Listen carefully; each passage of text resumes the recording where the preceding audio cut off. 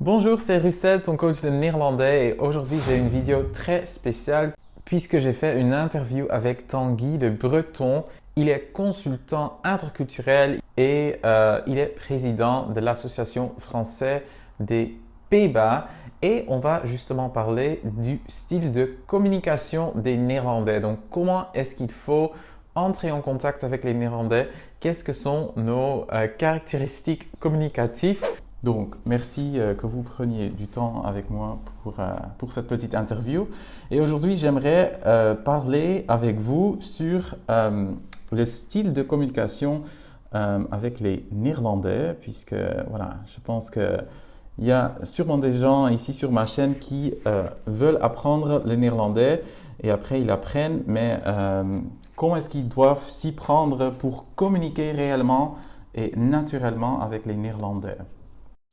Alors, bonjour Russell, merci de me donner effectivement l'occasion de parler de cela. La communication est effectivement un des sujets les plus sensibles entre les Français et les Néerlandais. Et c'est valable dans les deux sens. C'est aussi valable pour les Néerlandais qui communiquent avec les Français. En fait, dans ce domaine-là, nos politesses respectives s'opposent parfois. Du côté des Néerlandais, ils aiment bien communiquer de manière assez rapide, directe, factuelle ou un peu objective, je dirais.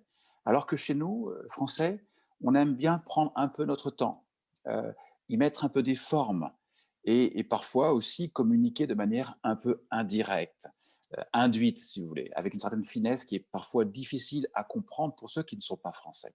C'est toute la beauté justement des différences culturelles entre les Français et les Néerlandais. Mhm, oui, très intéressant. Et en fait, ce que vous dites là, en dernier, que c'est parfois difficile à comprendre pour les Néerlandais, je pense que c'est en effet vrai.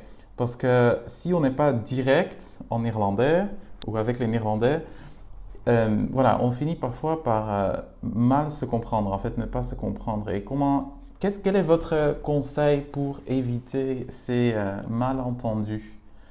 Ben, le plus important, c'est de prendre conscience d'abord de ces différences. Et je vais vous donner un exemple qui illustre parfaitement cette difficulté. Quand je fais des ateliers interculturels avec des Français qui sont curieux de la culture néerlandaise, je leur pose la question toute simple. Quand un Néerlandais vous pose la question suivante, est-ce que vous voulez un café? Qu'est-ce que, selon vous, vous devriez leur répondre? Et là, je les vois vraiment s'interroger et prendre du temps. C'est vrai que je les vois un peu en peine, en fait. Et en fait, la question, elle est toute simple. La réponse réside presque dans la question. Est-ce que l'on veut, oui ou non, un café? Et ça, ils n'y arrivent pas. Enfin, en tout cas, la plupart d'entre eux. Et tout simplement parce que dans notre politesse à nous, Français, on place autre chose que le simple message au premier degré. On se demande, est-ce que cela est bien de prendre un café ou un thé? Est-ce que je ne vais pas le déranger de demander un café maintenant? De toute façon, il va me le redemander plus tard, ce café. Donc je dis non, alors que peut-être je voudrais vraiment un café, tout simplement pour ne pas déranger. Oui, il faut dire oui, hein, parce que si tu veux un café maintenant, il faut le dire, parce que sinon, on va pas te le proposer après, je pense. Exactement, parce que dans ces cas-là, le néerlandais va prendre, bon, bah, ok, donc je Il prends ne un veut café, le pas, donc. néerlandais, et l'autre n'en prend pas, et le français peut à ce moment-là devenir frustré, parce que mais je voulais bien un café en fait. Voilà. Oui, oui, oui, c'est très intéressant. Ce que je trouve aussi intéressant quant à la langue néerlandaise, que par exemple en français, on va dire, ah oui, elle a les cheveux poivre-sel. Et moi, je me dis, la première fois que j'ai appris ce mot poivre-sel, bah, cette syntagme nominale, je me suis dit, ah, mais c'est intéressant parce qu'en fait, vous dites que quelqu'un a les cheveux, oui, comme poivre et sel, mais c'est très élégant pour dire qu'elle a les cheveux gris. Parce qu'en irlandais, on va dire ça, ah oui, elle a les cheveux gris. Ou, voilà quoi, c'est. Exact, mais dans la langue française, il y a énormément justement de termes qui sont des termes un peu indirects ou moins forts. De dire que de quelqu'un en France qu'il est vieux, ça ne se fait pas vraiment. Ça commence à revenir maintenant, j'en suis très heureux parce que je trouve que c'est important que les mots aient leur sens. On dit plutôt les personnes âgées. Euh, de dire de quelqu'un qu'il est noir, on préfère dire qu'il est de personne de couleur. Voilà, donc en fait, il y a une connotation qui malheureusement parfois a été associée à un mot, une connotation négative, et donc utiliser un mot c'est peut-être faire référence à cette connotation négative. Donc, du coup, les gens n'osent pas et donc ils vont utiliser des mots moins directs, moins forts. Voilà. Et est-ce que tu crois, on va je pense tutoyer, ça va. Est-ce que tu crois que les Néerlandais sont plus polis ou moins polis que les Français? Eh ben, c'est une très très bonne question parce qu'en fait, la réponse, c'est dans le dilemme interculturel. Quand j'ai dit que nos politesses dans ce domaine s'opposent, il n'y a pas une politesse qui est plus polie que l'autre. C'est très difficile, très très difficile pour comprendre. Je ne sais pas si tu entends, mais il y a un bruit très fort qui est malheureusement mon voisin qui fait des travaux. Ah, J'espère que ça ok. va pas tarder. Je ne sais pas si ça te dérange actuellement, mais ok. Donc, en fait, ce qui se passe, c'est que comme nos politesses s'opposent, on a vraiment une difficulté à comprendre ça, en fait. Ce que je remarque, c'est que d'une manière générale, les Français, ils ont malheureusement tendance à prendre les choses personnellement quand le message est trop fort. Et quand un Néerlandais, parfois, s'exprime vers un Français en lui disant les choses de manière peut-être trop rapide, trop directe, trop objective, on a tendance à aller chercher une signification ailleurs, au-delà du premier degré, au deuxième degré, par exemple, comme je l'expliquais avec le thé et le café. Et là, on peut parfois s'imaginer des choses qui ne sont pas ce que veut dire en fait le néerlandais. Et donc prendre les choses de manière personnelle. Donc, je dis toujours aux Français, quand un néerlandais vous dit quelque chose, essayez d'extraire les aspects émotionnels, etc., pour ne prendre que l'essence même du message au premier degré. Et vous verrez qu'à ce moment-là, ce que dit un Néerlandais est tout à fait correct, tout à fait poli, tout à fait positif et probablement même bienveillant, et qu'il n'y a rien de personnel derrière. Mhm. Très intéressant. En fait, j'avais parlé avec une étudiante. Je lui ai envoyé une facture par mail et c'était la première fois que j'ai envoyé cette facture par, je sais pas, un programme d'administration que c'était neuf pour moi. Donc, je lui ai dit, après quelques jours qu'elle n'avait pas payé, oui, ça va, est-ce que tu as bien reçu la facture? Elle a dit, oui, oui, est-ce que tu veux que je le paye tout de suite? Ou pourquoi tu me dis ça? Ou qu'est-ce qui se passe? Et j'ai dit, non, non, juste pour savoir que tu l'as bien reçu. Parce que voilà, c'est un nouveau programme et je voulais savoir. J'ai dit, ben, sinon je t'aurais dit tout de suite, est-ce que tu veux payer s'il te plaît maintenant? Non? Et elle a dit, ah oui, c'est vrai. Donc, mais elle avait pris aussi d'une manière, donc en fait, trouver le sens arrière, derrière ce que j'avais dit.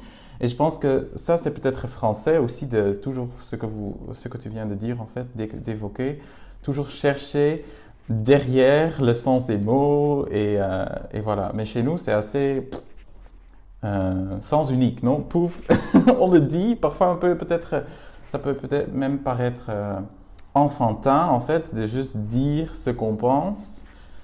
Mais est-ce que tu trouves que c'est plus efficace la communication néerlandaise, par exemple? Bien sûr, bah, toute la question de l'efficacité, elle est fondamentale chez les Néerlandais, bien plus que chez d'autres peuples. Et donc, la capacité à bien communiquer de manière neutre et objective pour bien se faire comprendre, elle est centrale chez les Néerlandais. Donc, c'est pour ça que c'est effectivement très, très important. Ouais. Ok, très intéressant.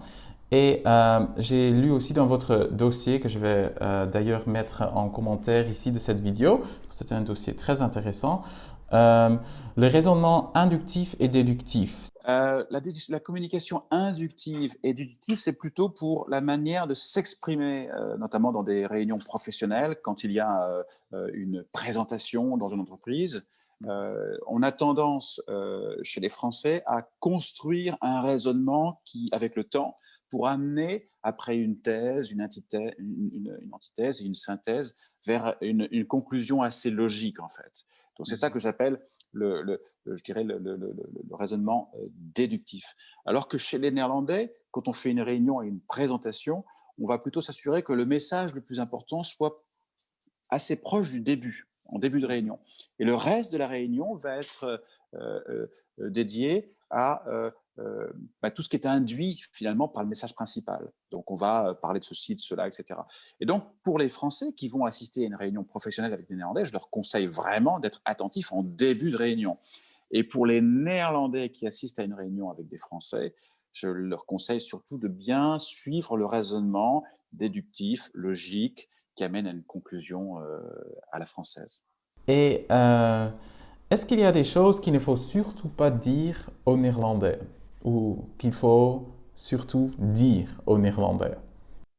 Oui, bien sûr. Pour les Néerlandais, donc, pour ces questions de communication, je les inviterai vraiment à diluer un petit peu la force de leur message en prenant plus de temps, en comprenant que les Français ont besoin d'y mettre un peu plus de forme, de style aussi, et surtout de contexte, parce que l'émotion pour les Français, le contexte compte beaucoup plus que pour les Néerlandais. Et c'est aussi une des raisons pourquoi la communication est difficile, c'est que chez les Français, le contexte est très important, alors que chez les Néerlandais, il l'est beaucoup moins. Voilà. Donc, pour un Néerlandais, je conseillerais de prendre en compte ça et donc de diluer, entre guillemets, son message en le rendant peut-être plus long, moins direct, moins. Voilà. C'est une question de sensibilité, mais je pense que si on en est conscient, et pour les Français et pour les Néerlandais, on peut éviter justement les incompréhensions. Mhm. Ok. Et qu'est-ce que tu veux dire par contexte? Parce que tu disais émotion, contexte, ça, j'avais pas compris. Le contexte, c'est la situation dans laquelle l'autre personne se trouve. Oh, ok. Si on sait qu'elle est en peine pour telle ou telle raison, peut-être on peut éviter de donner un message trop violent ou trop difficile. Donc c'est prendre en compte un contexte. Et donc les Ok. Néerlandais, il se trouve que les Néerlandais, dans les études interculturelles qui sont faites dans ce domaine-là, la Mhm. communication, elle est justement sur une échelle sensible au contexte ou justement insensible au contexte. Dans cette échelle interculturelle entre les différentes cultures du monde, les Néerlandais sont les champions du monde d'une communication la moins sensible au contexte. Ok. Très intéressant. Ok. Wow. Super. Et quant aux formalités, qu'est-ce qui est, selon toi, le contexte normal? Est-ce que, par exemple, le vouvoiement en France, c'est très normal, c'est très étendu?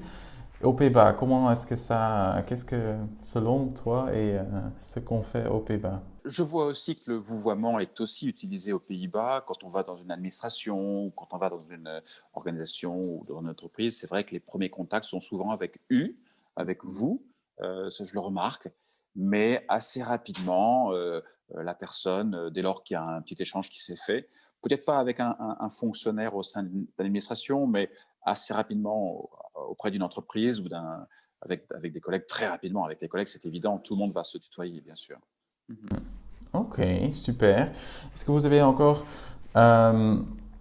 est-ce que tu as encore, pardon, un dernier truc à dire pour terminer cette vidéo sur la communication, le style de communication des Néerlandais? Ou un dernier conseil, je ne sais pas. Oui, la communication, elle est fondamentale entre nous, justement, et une bonne partie de l'incompréhension qu'il peut y avoir sont liées au mode de communication. Et il n'y a pas seulement d'ailleurs que la communication verbale. On voit bien dans des cultures latines comme la culture française, où les gens s'expriment aussi beaucoup avec les mains, avec des mimiques faciales, etc., qui comptent beaucoup.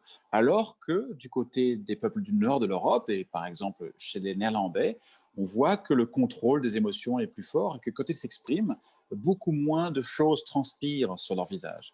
Donc ça compte aussi, et c'est aussi un aspect aussi à prendre en compte. Ok, très intéressant. Oui, ben, je pense que c'est vrai, d'une certaine manière. Ben, pour moi, c'est intéressant de voir ton point de vue là-dessus et puis ton expertise, parce que moi, je suis néerlandais, donc du coup, il y a beaucoup de choses dont on n'est pas conscient. Je me souviens, ça m'est arrivé souvent dans un tramway, par exemple, donc un transport collectif. Je regardais un petit peu les gens qui étaient devant moi et je voyais à 10-15 mètres une personne qui avait un visage expressif, dont je n'entendais pas ce qu'il disait. C'est drôle, j'ai l'impression que cette personne-là, sans entendre ce qu'elle dit, elle doit être française. Je m'approchais et effectivement, elle était française. Et le reste était néerlandais. Juste parce que je voyais que l'expression faciale du visage n'était pas du tout celle des Néerlandais. Ok, bah, super. Donc, merci beaucoup. Où est-ce que les gens peuvent trouver plus d'informations sur toi, sur ton travail, voilà. Alors, j'ai un site internet qui s'appelle grandangle.nl et donc les gens peuvent éventuellement aller y faire un tour. Et je publie deux guides, des guides qui s'appellent le guide du résident ou l'expatrié aux Pays-Bas et le guide de l'auto-entrepreneur francophone aux Pays-Bas. Donc, si les gens, ça les intéresse, ils peuvent évidemment regarder un petit peu ce que c'est. Voilà. Ok, parfait. Je mettrai les liens en bas de cette vidéo, comme ça les gens peuvent te trouver sur grandangle.nl et aussi les dossiers, super intéressant. Ok, bah super Tanguy, merci beaucoup pour ton temps et puis voilà, on va sûrement collaborer encore dans une autre vidéo parce que c'est super intéressant le travail que tu fais. Donc merci. Merci Russell. Ok, doei doei. Bientôt. Au revoir. Au revoir. Donc voilà, j'espère que tu as aimé cette interview. N'oublie pas de me donner un petit j'aime si c'était le cas et je te vois très bientôt dans une autre vidéo.